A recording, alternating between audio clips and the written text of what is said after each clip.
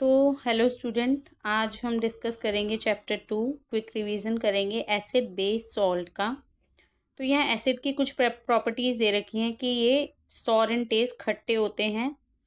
Turn blue litmus red, blue litmus को red में बदल देते हैं। इसमें H+ आयन होते हैं एक्वस सोल्यूशन में, और एक्वस सोल्यूशन जो है वो इलेक्ट्रिसिटी कंडक्ट करते हैं। बेसिस में देखेंगे, बेसिस क्या होते हैं, बिटर होते हैं टेस्ट में। रेड लिटमस को ब्लू में कन्वर्ट करते हैं, और OH- आयंस होते हैं एक्वस सॉल्यूशन में, और ये भी इलेक्ट्रिसिटी कंडक्ट करते हैं एक्वस सॉल्यूशन में। यहाँ पे हम कुछ और पढ़ेंगे फिजिकल प्रॉपर्टी भी। जब एसिड रिएक्ट करते हैं मेटल के साथ तो हाइड्रोजन लिबरेट करते हैं। रिएक्ट करते हैं मेटल कार्बोनेट या मेटल हाइड्रोजन कार्बोनेट के साथ तो CO2 लिबरेट करते हैं, कार्बन डाइऑक्साइड। और रिएक्ट करते हैं कुछ और मेटल ऑक्साइड के साथ तो सॉल्ट एंड वाटर लिबरेट करते हैं। अल्कली जो है वो मेटल के साथ जब रिएक्ट करती है तो H2 हाइड्रोजन लिबरेट करती है। जब बेसिस रिएक्ट करते हैं एसिडिक ऑक्साइड के साथ तो वाटर फॉर्म होता है। ठीक है, और बाकी डिटेल्स हम और आगे अच्छे से पढ़ेंगे। तो पहले यहाँ पर कुछ कॉमन सॉल्ट के बारे में पढ़ लेते हैं जो कि बहुत इंपॉर्टेंट है और आपको लर्न करने हैं। सबसे पहले जो कॉमन सॉल्ट होता है वो होता है NaCl, जिसको हम सोडियम क्लोराइड भी बोलते हैं। Na मतलब सोडियम, Cl मतलब क्लोराइड। ठीक है, सोडियम क्लोराइड। सोडियम हाइड्रोक्साइड, जब हम सोडियम क्लोराइड में वाटर डालते हैं तो ये बन जाता है sodium hydroxide plus chlorine plus hydrogen. Bleaching powder होता है कैल्शियम हाइड्रोक्साइड प्लस क्लोरीन। जब हम कैल्शियम हाइड्रोक्साइड में क्लोरीन डालते हैं तो हमारा, देखिए अब कैल्शियम हाइड्रोक्साइड क्या था, कैल्शियम हाइड्रोक्साइड है स्लेक्ड लाइम। इसमें जब हम क्लोरीन डालते हैं तो हमारा ये बन जाता है calcium oxy chloride plus water. ठीक है, ये केमिकल नेम है इसका। बेकिंग सोडा बनाना है हमें तो सोडियम क्लोराइड में हम क्या डालेंगे, water plus carbon dioxide plus ammonia.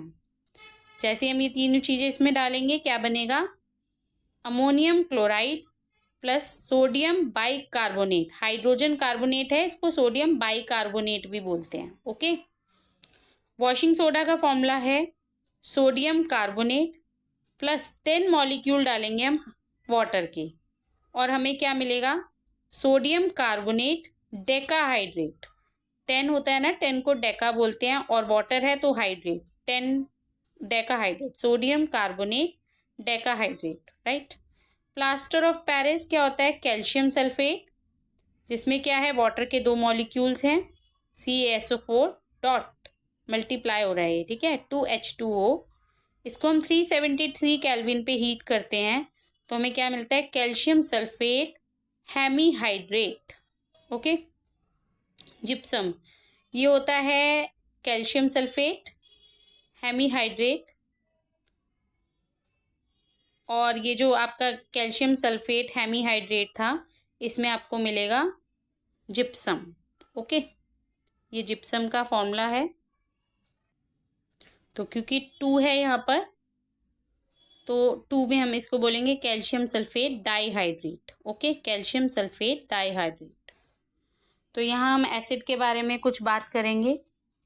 एक सिर्फ बात याद रख लीजिए कि ऑर्गेनिक एसिड जो होते हैं वो हार्मफुल नहीं होते हैं, उनको ईट और ड्रिंक किया जा सकता है। जो मिनरल एसिड होते हैं वो मैन मेड होते हैं, जैसे कि H2SO4, sulphuric acid, hydrochloric acid, nitric acid, ये बहुत ही स्ट्रांग होते हैं। ठीक है, और एक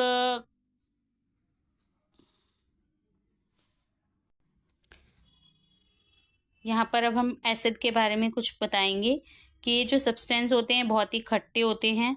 ब्लू लिटमस को रेड में बदल देते हैं। H+ आयन जो होते हैं एक्वस सॉल्यूशन में होते हैं। और एसिड जो टर्म है वो लैटिन वर्ड से निकला है एसिडस, विच मीन्स सॉर, जिसका मतलब होता है खट्टा। तो यहाँ पर स्ट्रॉन्ग एसिड के नाम आपको याद करने हैं, hydrochloric acid, sulphuric acid H2SO4, और नाइट्रिक एसिड HNO3। HNO3 क्या है, नाइट्रिक एसिड। फिर यहाँ पे कुछ वीक एसिड के नाम आप याद कर लीजिए, ethanoic acid, oxalic acid. Oxalic acid जो होता है वो इसमें ब्लीचिंग के लिए यूज़ किया जाता है। और इसका केमिकल फॉर्मूला देखिए C2H2O4, ठीक है। और लैक्टिक एसिड C3H6O3, ठीक है। ये आपका जो दही को दूध को दही बनाने में इस्तेमाल किया जाता है। कंसनट्रेटेड एसिड कहाँ होते हैं, क्या होते हैं, जब आपके एसिड की मात्रा ज़्यादा होगी, मोर एसिड लेस वाटर, ठीक है। वाटर कम है, एसिड ज़्यादा है, तो हम इसको बोलेंगे कंसनट्रेटेड एसिड। डाइल्यूटेड एसिड वो होता है जिसमें वाटर ज़्यादा है और एसिड कम है। तो ये बात आपको याद रखनी है।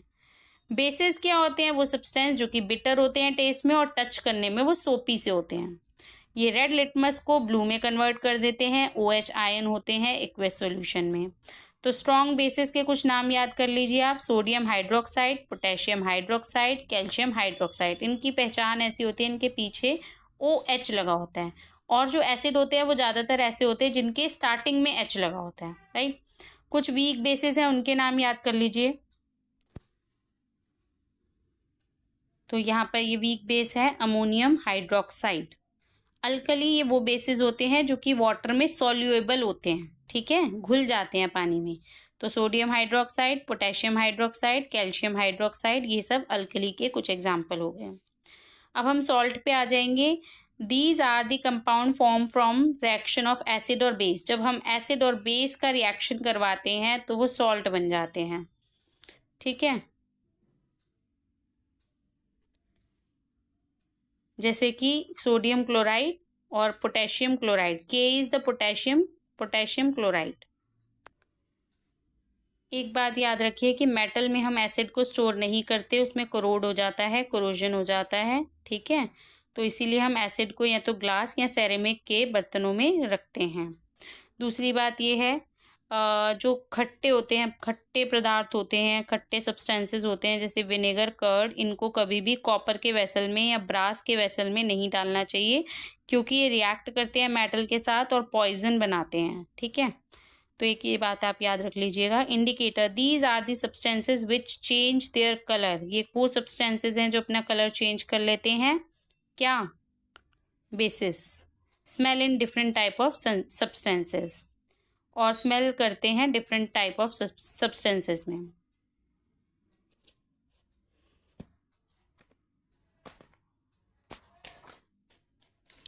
तो अब यहाँ पर हम इंडिकेटर्स के बारे में बताएंगे। क्या इंडिकेटर्स होते हैं? नेचुरल इंडिकेटर होते हैं जो नेचर में पाए जाते हैं प्लांट में, जैसे कि litmus, red cabbage leaves, extract flower of hydrangea plant and turmeric. ये हमारे नेचुरल इंडिकेटर हैं। सिंथेटिक इंडिकेटर में आ जाएं, ये केमिकल सब्सटेंसेस होते हैं जैसे मिथाइल ऑरेंज और फिनोल्फथलीन। उसके बाद ओलाफैक्टरी, मतलब जो स्मेल से रिलेटेड होते हैं, ठीक है। These substances have different order in acid and bases. तो डिफरेंट ऑर्डर होते हैं, स्मेल होती है एसिड और बेस में, उन्हें ओलाफैक्टरी इंडिकेटर कहते हैं। जैसे वनीला की, अनियन की या क्लोव की स्मेल होती है। तो यहाँ हम देखेंगे कैसे ये इंडिकेटर करते हैं। एक ना हम यहाँ पर acid base, acid blue red, ABR ऐसे याद कर लेंगे हम इसको, ताकि कंफ्यूजन ना हो, ठीक है। तो ABR का मतलब है एसिड ब्लू से रेड हो जाते हैं और बेसिस रेड से ब्लू हो जाते हैं, ABR तो यहाँ पर देखिए नेचुरल इंडिकेटर है लिटमस, ठीक है। लिटमस में क्या होगा, रेड है, ब्लू जो है वो रेड में चेंज हो जाएगा और रेड जो है ब्लू में चेंज हो जाएगा, ठीक है। अगेन यहाँ पर क्या होगा, रेड कैबेज जो होती है उसमें इसका कलर रेड हो जाएगा एसिडिक सॉल्यूशन का, और इसका ग्रीन हो जाएगा बेसिस सॉल्यूशन का। फ्लावर ऑफ हाइड्रेंजिया, ये ब्लू हो जाएगा एसिड में और पिंक हो जाएगा बेस में। टर्मरिक में कोई चेंज नहीं आएगा एसिड के कलर में और ये रेड हो जाएगा, बेसिस जो है वो रेड हो जाएगा, ठीक है। तो ये आपको लर्न करना है। सिंथेटिक इंडिकेटर में देखेंगे हम फिनोल्फथलीन में जो एसिड है वो कलरलेस रहेगा और बेस जो है वो पिंक हो जाएगा। मिथाइल ऑरेंज में रेड रहेगा एसिड और बेस हो जाएगा येलो। ओलाफैक्टरी में देखेंगे तो अनियन में देखेंगे करेक्टरिस्टिक स्मेल, और जो उसकी स्मेल आ जाएगी एसिड में, और बेस में जो है कोई स्मेल नहीं रहेगी। वनीला में रिटेन स्मेल रहेगी और बेस में नो स्मेल, क्योंकि बेस क्या होता है, सोपी होता है और धोने से स्मेल भी हट जाती है। क्लोव में अगर हम एसिड डालेंगे तो स्मेल रहेगी, क्लोव के उसमें ओलाफैक्टर इंडिकेटर में, और यहाँ पर फिर वही सोपी है तो स्मेल खत्म हो जाएगी। तो एक चीज़ याद रखिए ओलाफैक्टरी में कि एसिड में स्मेल बनी रहती है और बेसिस में स्मेल रिमूव हो जाती है। ठीक है, फिनोफथलीन में देखेंगे तो आप बेसिस पिंक और एसिड कलरलेस, मिथाइल ऑरेंज में बेसिस येलो और एसिड रेड। ठीक है, तो थोड़ा सा इसको याद करने का तरीका बना दें। Chemical property of acid and base, यहाँ देखेंगे रिएक्शन ऑफ मेटल विद, जब हम एसिड को मेटल से रिएक्ट करवाते हैं तो सॉल्ट प्लस हाइड्रोजन गैस बनती है। ठीक है, यहाँ देखेंगे HCl, इसमें हमने जिंक डाला और ये क्या बन गया, जिंक, तो हमें मिला जिंक क्लोराइड प्लस हाइड्रोजन। ऐसे ही हम बेसिस में मेटल डालते हैं तो सॉल्ट प्लस हाइड्रोजन गैस मिलेगी, आपको याद करना है। उसके बाद देखिए सोडियम हाइड्रोक्साइड है, इसमें हमने जिंक डाला तो सोडियम जिंकेट बन गया प्लस हाइड्रोजन गैस बन गई। तो hydrogen gas release can be tested by bringing burning candle. अगर हमें चेक करना है कि हाइड्रोजन गैस है, रिलीज हुई है वहाँ पे, तो हमें कैसे टेस्ट करेंगे, एक बर्निंग कैंडल लेके आएंगे गैस बबल के पास और आप वहाँ देखेंगे एक पॉपअप साउंड आएगा। ठीक है, तो उससे पता चल जाएगा कि वहाँ पर हाइड्रोजन गैस रिलीज हो रही है। अब अगर किसी मेटल कार्बोनेट और हाइड्रोजन कार्बोनेट के साथ रिएक्ट करता है तो हमें सॉल्ट मिलता है प्लस कार्बन डाइऑक्साइड मिलता है प्लस H2O वाटर मिलता है। ओके, तो यहाँ पर देखेंगे हम hydrochloric acid plus sodium carbonate, हमें मिला salt, sodium chloride, carbon dioxide, water. ठीक है, यहाँ पे हमने डाला सोडियम बाइकार्बोनेट हाइड्रोजन क्लोराइड के साथ, फिर से हमें सॉल्ट मिला, sodium chloride, carbon dioxide, water. Okay, तो बेस प्लस मेटल कार्बोनेट कोई रिएक्शन नहीं होता। यहाँ पे आप याद कर लें, अगर आपसे क्वेश्चन पूछा जाता है कि बेस और बेस में हमने मेटल कार्बोनेट डाला तो आप आंसर लिखेंगे नो रिएक्शन। ठीक है, you need not to confuse about that.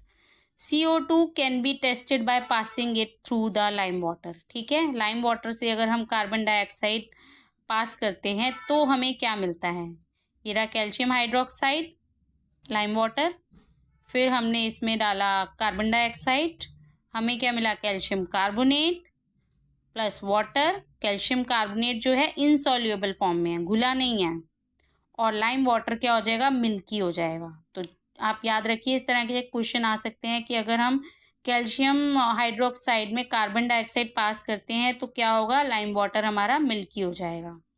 When access CO2 is pass, जब हम एक्सेस CO2 को पास करते हैं ज़्यादा, तो calcium carbonate plus CO2 plus HO2, तो हमारे पास क्या है, तो देखिए ये क्या है, कैल्शियम हाइड्रोजन कार्बोनेट, इसका एक और नाम है कैल्शियम बाइकार्बोनेट। तो अगर हम और ज़्यादा CO2 पास करते हैं इसमें कैल्शियम कार्बोनेट में, तो ये क्या होगा, मिल्कीनेस डिसअपियर हो जाएगी और ये सॉल्युबल फॉर्म में बन जाएगा। ठीक है, तो आपको ये याद रखना है कि पहले अगर हमने CO2 पास करी कैल्शियम हाइड्रोक्साइड में तो लाइम वाटर क्या हुआ, मिल्की हो गया, और फिर दोबारा हमने CO2 पास करी तो मिल्कीनेस डिसअपियर हो गई। ठीक है, अब आ जाता है एसिड प्लस बेस मिलके क्या बनाते हैं, सॉल्ट प्लस H2O। तो न्यूट्रलाइजेशन रिएक्शन क्या होता है, जब reaction of acid with base to give salt and water. ठीक है, जब एसिड और बेस मिलके क्या बनाते हैं, सॉल्ट एंड वाटर बनाते हैं, तो it is called as neutralisation reaction. देखो यहाँ पर ये सोडियम ये है आपका हाइड्रोक्लोरिक एसिड और ये सोडियम हाइड्रोक्साइड, इनका रिएक्शन कराया, देखिए हमें वाटर मिला, साथ में एक सॉल्ट मिला जिसका नाम क्या है, सोडियम क्लोराइड। अब स्ट्रॉन्ग एसिड और वीक एसिड मिलके क्या बनाते हैं, एसिडिक सॉल्ट बनाते हैं। ये बात आपको याद रखनी है, इंपॉर्टेंट है। स्ट्रॉन्ग एसिड है, वीक बेस है, तो एसिडिक ही होगा ना, जो चीज़ ज़्यादा है वही अपना असर दिखाएगी। तो स्ट्रॉन्ग एसिड और वीक बेस मिलके एसिडिक एसिड प्लस वाटर, जिसका pH लेवल क्या होगा, 7 से कम होगा। ठीक है, तो pH लेवल आप यहाँ देखो, ये दिखाया हुआ है यहाँ पर, इस 7 से इस साइड जितने भी हैं ये ज़्यादा एसिडिक है और 7 से इस साइड जितने भी जा रहे हैं ये ये यहाँ पर बेस ज़्यादा है और यहाँ पर आपका बेस भी कम होता जाएगा, डिक्रीज होगा, ठीक है, और इस साइड में आपका ये इंक्रीज होता जाएगा। तो एसिडिक है तो लेस देन 7। वीक एसिड और स्ट्रॉन्ग बेस मिलके, स्ट्रॉन्ग बेस है तो ऑब्वियसली बेसिक बन जाएगा, ठीक है, H2O तो मिलेगा ही मिलेगा। तो आप देखो यहाँ पर इसका जो pH लेवल है वो 7 से ज़्यादा होगा। स्ट्रॉन्ग एसिड और स्ट्रॉन्ग बेस मिलके न्यूट्रल सॉल्ट बनाते हैं, ठीक है, न्यूट्रल, न्यूट्रल मतलब ये जो भी हमने पढ़ा था NaCl। तो H2O और pH लेवल क्या हो जाएगा, 7 के इक्वल हो जाएगा। वीक एसिड और वीक बेस मिलके न्यूट्रल बनाएंगे और pH लेवल फिर 7 के इक्वल हो जाएगा। तो ये बात आपको याद रखनी है। अब देखेंगे मेटालिक ऑक्साइड के साथ कैसे रिएक्ट करते हैं। तो मेटालिक ऑक्साइड के साथ भी जब एसिड रिएक्ट करते हैं तो हमें मिलता है सॉल्ट एंड वाटर, ठीक है। It react with the acid and form salt and water. तो CaO MgO बेसिक ऑक्साइड हैं, ठीक है, कैल्शियम ऑक्साइड, मैग्नीशियम ऑक्साइड ये बेसिक ऑक्साइड हैं। तो इनको हमने एसिड के साथ रिएक्ट कराया HCl के साथ, हाइड्रोक्लोरिक एसिड के साथ, तो देखिए कैल्शियम क्लोराइड बन गया सॉल्ट और हमें मिल गया वाटर। तो ये आपको याद रखना है। मेटल कार्बोनेट के साथ सॉल्ट मिलेगा, कार्बन डाइऑक्साइड वाटर, मेटल के साथ salt plus hydrogen gas, metal hydrogen carbonate के साथ salt plus carbon dioxide plus water, metal oxide के साथ सॉल्ट प्लस वाटर। अब आ जाए बेस पे। बेस के साथ अगर हम एसिड को रिएक्ट करा रहे हैं तो हमें मिलेगा सॉल्ट प्लस वाटर। अब आ जाओ बेसिस में, रिएक्शन ऑफ बेसिस। तो बेसिस जब मेटल के साथ रिएक्ट करते हैं तो हमें मिलता है salt plus hydrogen. Metal carbonate के साथ कोई रिएक्शन नहीं होता, ये बात याद रख लेना। बाकी सारी चीज़ें तो फिर भी पता चल जाएंगी, लेकिन जब मेटल कार्बोनेट के साथ बेस रिएक्ट करेगा तो no reaction. Metal hydrogen carbonate के साथ भी रिएक्ट करेगा तो नो रिएक्शन। एसिड के साथ करेगा तो salt and water, non metallic oxide के साथ करेगा तो सॉल्ट एंड वाटर। तो ये इजी है। मैक्सिमम टाइम जब एसिड और बेस किसी मेटल के साथ रिएक्ट कर रहे हैं तो हमें सॉल्ट एंड वाटर ही मिल रहा है, या सॉल्ट एंड हाइड्रोजन गैस मिल रही है, या salt carbon dioxide plus water मिल रहा है। तो बस ये याद कर लेना, ठीक है, और रिएक्शन कहाँ कहाँ नहीं हो रहा वो याद कर लेना। अगेन आ जाओ, एसिड और बेस में क्या कॉमन है, ठीक है। एसिड में H+ आयन होते हैं, एसिड H+ आयन सॉल्यूशन बनाता है और फॉर देयर एसिडिक प्रॉपर्टीज़ के लिए रिस्पॉन्सिबल होता है। और जो बेसिस हैं वो हाइड्रोक्सिल आयन बनाते हैं। OH मतलब क्या है, हाइड्रोक्सिल आयन, ठीक है, तो यही इनमें वो है। अब देखिए आगे, acid base in water solution. Water के साथ कैसे करते हैं, जब H+ ion, acid produce H+ ion in the presence of water. तो जब H+ आयन जो है अपने आप में एग्जिस्ट नहीं कर सकता अकेले, तो इसलिए क्या बनाता है, हाइड्रोनियम आयन बना देता है। 3 हो जाता है ना, 3 होते ही ये हाइड्रोनियम आयन बन जाता है। तो यहाँ देखो इसने बनाया इसके साथ, तो ये हाइड्रोनियम आयन बन गया, ठीक है। और यहाँ पर भी इसने HCl के साथ वाटर के साथ किया, तो देखो क्लोरीन अलग हो गया और ये हाइड्रोनियम बन गया। ऐसे ही इसने किया NaOH ने, तो सोडियम अलग हो गया, हाइड्रोक्साइड अलग हो गया, ठीक है। MgH में भी सेम हुआ। तो base soluble in water are called, जो बेस सोल्यूबल होते हैं वाटर में उन्हें हम अल्कली कहते हैं, ठीक है, ये बात याद रखनी है आपको। जब हम डाइल्यूट करते हैं एसिड को, it recommend that the acid should be added to water and not water to acid, ठीक है। एसिड को हमने वो, अब ये बात आपको याद रखनी है कि जब भी हम डाइल्यूट करते हैं किसी एसिड को, तो हमने एसिड को पानी में डालना है, पानी को एसिड में नहीं डालना है, ठीक है। Because process of dissolving an acid और base in water is highly exothermic.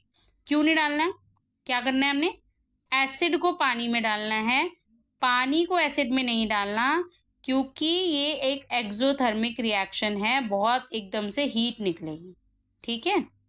तो करेक्ट क्या है, ये देखो यहाँ फोटो भी दिखाई हुई है आपको कि एसिड को पानी में डाला है, इसमें नहीं डालेंगे, ठीक है। बहुत हीट निकलेगी अगर हम पानी को एसिड के अंदर डालेंगे। ग्रेट हीट जनरेट होगी, जिससे क्या होगा, मिक्सचर ऑफ एकदम से स्प्लैश आउट आएगा और जिससे आपको बर्न भी हो सकता है। ग्लास कंटेनर में break, due to glass container भी ब्रेक हो सकता है ज़्यादा हीटिंग की वजह से, ठीक है। अब यहाँ पर अगर क्वेश्चन आ जाए कि अगर हमने वाटर को एसिड में डाला तो क्या हो सकता है, तो मिक्सचर जो है स्प्लैश आउट हो सकता है और ग्लास कंटेनर ब्रेक हो सकता है। तो मिक्सिंग एन एसिड और a base H2 result in decrease of concentration of ion per unit volume such as process is called dilution। ठीक है, तो वही मिक्सिंग है, हम जो पानी में एसिड डालते हैं उसी को डाइल्यूशन कहते हैं। स्ट्रॉन्ग एसिड और स्ट्रॉन्ग बेस यूनिवर्सल इंडिकेटर में हम देखेंगे कैसे देखते हैं। तो मिक्सचर जो है सेवरल इंडिकेटर का है, ये शो करता है different colour at different concentration of H plus ion in solution. ठीक है, कलर आते हैं डिफरेंट कलर के, और क्या होता है कंसनट्रेशन H प्लस आयन की सेवरल इंडिकेटर हम यूज़ करते हैं। तो सबसे पहला होता है हमारा pH स्केल।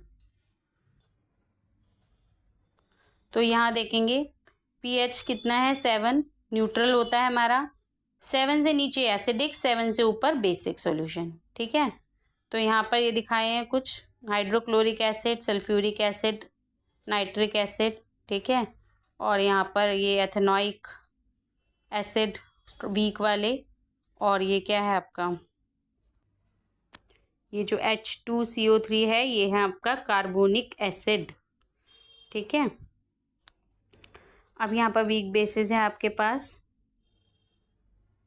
अमोनियम हाइड्रोक्साइड, और ये आपका हो गया sodium hydroxide, potassium hydroxide, calcium hydroxide. Okay, ये स्ट्रॉन्ग बेसिस हैं और ये वीक बेसिस हैं, तो आप इसको इंडिकेटर पे चेक कर सकते हैं। अब यहाँ पर कुछ इम्पॉर्टेंट बातें हैं जो याद रखने वाली है कि प्लांट और एनिमल्स जो हैं, हमारी बॉडी जो है किस पे pH रेंज पे काम करती है, 7 to 7.8 pH सेंसिटिव। pH कितना है रेन वाटर का, less than 5.6 it is called. अगर pH लेवल 5.6 से नीचे आता है तो हम उसको एसिड रेन कहते हैं। तो इनके pH लेवल आपको याद करने पड़ेंगे। pH लेवल ऑफ सॉइल, ठीक है, हेल्दी रेंज, हेल्दी ग्रोथ के लिए कि क्रॉप हेल्दी हो, हमारे जो pH रेंज है उसकी सॉइल की वो एक नॉर्मल होनी चाहिए। तो अगर farmer have to mix some acidic, अगर जो मिट्टी है हमारी सॉइल है ज़्यादा एसिडिक हो गई है तो उसमें बेसिस सब्सटेंस मिलाने पड़ेंगे, और अगर ज़्यादा बेसिस हो गई है तो एसिडिक सब्सटेंस मिलाने पड़ेंगे फार्मर को। तो ये क्वेश्चन आ जाता है कभी कभार कि pH लेवल सॉइल का मेंटेन करने के लिए क्या करना पड़ेगा फार्मर को। डाइजेस्टिव सिस्टम का है हमारा, हाइड्रोक्लोरिक एसिड हमारी बॉडी में स्टमक में रिलीज होता है डाइजेशन के लिए, और इन डाइजेशन के टाइम पे हमको एसिड या पेन होता है, इरिटेशन होती है, तो इसके लिए हमें एंटासिड लेना पड़ता है जो कि माइल्ड बेस होता है, या फिर milk of magnesium hydroxide neutralise करने के लिए एक्सेस एसिड को। टूथ डेके का जो है pH लेवल वो लोअर देन 5.5 होना चाहिए। ठीक है, टूथ डेके स्टार्ट व्हेन, जब हमारा जो माउथ का pH लेवल 5.5 से कम हो जाता है तो हमारा टूथ डेके स्टार्ट हो जाता है। ठीक है, टूथ एनेमल जो होता है कैल्शियम फास्फेट से बना होता है, हार्डेस्ट सब्सटेंस होता है बॉडी का, डिजॉल्व नहीं होता वाटर में पर कोरोड हो जाता है अगर pH लेवल 5.5 से नीचे आ जाए तो, due to acid produce by degradation of food particle by bacteria. और ये जो एसिड है ये क्या करते हैं, डिग्रेडेशन करते हैं फूड पार्टिकल का बाय बैक्टीरिया द्वारा, तो उसकी वजह से हमारा जो मुंह है वो ज़्यादा एसिडिक हो जाता है, जिसकी वजह से टूथ डेके हो सकता है। तो इसीलिए हम टूथपेस्ट का इस्तेमाल करते हैं क्योंकि वो बेसिक होती है। Self defence bye animal and plant through chemical welfare. ठीक है, तो वॉरफेयर, केमिकल वॉरफेयर। अब क्या होता है कि जो एनिमल्स होते हैं वो हमें काट लेते हैं, जैसे बी हमें स्टिंग कर दे, काट खा ले, तो जिसकी वजह से पेन और इरिटेशन होता है, तो हम माइल्ड बेस ले सकते हैं जैसे बेकिंग सोडा। ठीक है, स्टंग एरिया पे लगाएंगे तो आपको रिलीफ मिलेगा। Stinging hair of nettle leaves होती हैं जो इंजेक्ट करती है मेथनॉइक एसिड। तो अब यहाँ से पूछा जा सकता है कि कौन सा एसिड नेटल लीव्स जो हैं वो प्रोड्यूस करती हैं, वो है मेथनॉइक एसिड, जिससे बर्निंग सेंसेशन होती है, पेन होता है, और हम क्या करते हैं डॉग प्लांट की लीफ अगर उस पर रब करते हैं तो हमें रिलीफ भी मिलता है। ठीक है, तो यहाँ पर फिर वही बात है, strong acid, strong base, neutral salt, pH level 7 के इक्वल हो जाएगा, NaCl। उसका एक एग्जाम्पल भी मांग रहा है वो, तो आप एग्जाम्पल देना। Strong salt of strong acid plus weak base acidic salt, pH level 7 से कम हो जाएगा तो ammonium chloride. Strong salt of strong base plus weak acid basic salt, pH level जो है 7 से ज़्यादा हो जाएगा, और ये आपका क्या है, तो ये क्या है, CH3COONA sodium acetate, sodium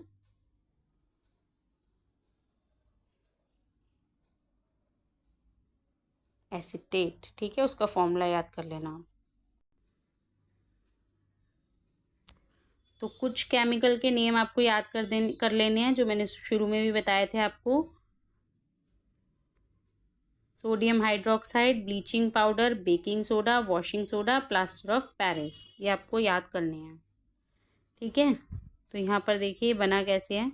sodium hydroxide के पास जब हम इलेक्ट्रिसिटी पास करते हैं एक्वस सॉल्यूशन से, it decompose to form chlor alkali process.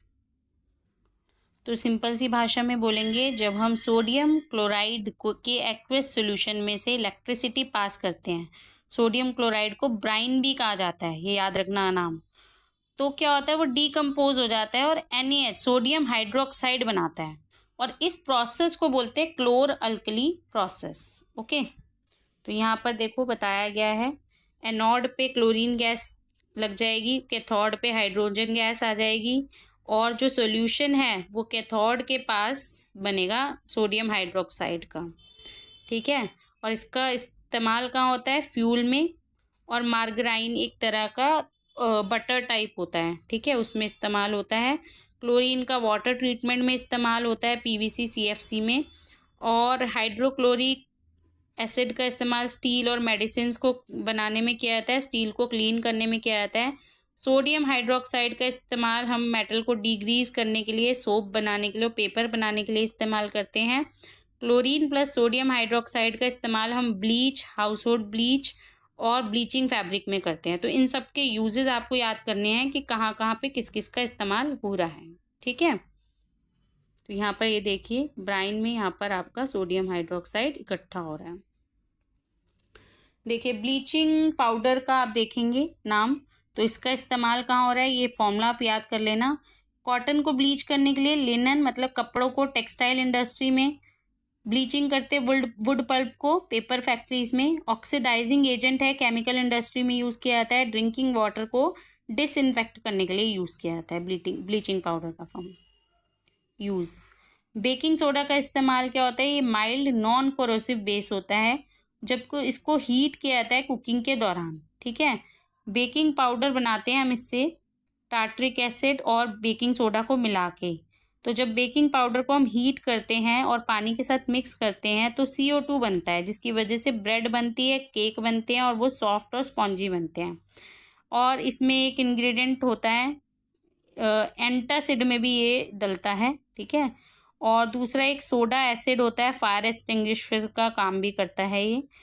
और वॉशिंग सोडा जो है यहाँ पे रिक्रिस्टलाइजेशन ऑफ सोडियम कार्बोनेट, मतलब क्रिस्टलाइजेशन तो होता ही है, उसके बाद रिक्रिस्टलाइजेशन होता है सोडियम कार्बोनेट, जिससे वॉशिंग सोडा मिलता है, और ये एक बेसिक सॉल्ट होता है। ठीक है, तो ये ग्लास, सोप और पेपर इंडस्ट्री में यूज़ होता है, और बोरोक्स के मैन्युफैक्चरिंग में यूज़ होता है, बोरैक्स के।